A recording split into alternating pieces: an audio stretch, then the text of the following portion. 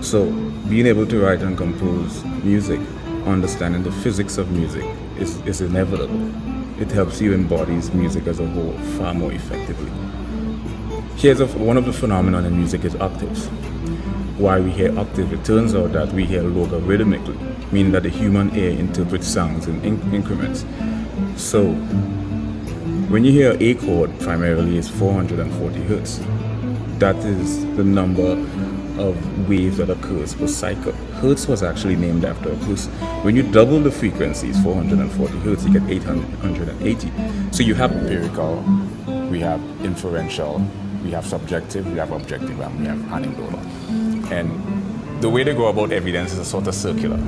Mirrored projection, some sort of mirrored manifestation of projection, or some sort of imagination of some degree.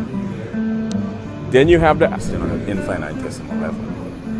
Now when we get into areas like animism, right, which sort of implements that I didn't have, right, I mean down, what is amplitude, frequency, velocity, why do we hear octave?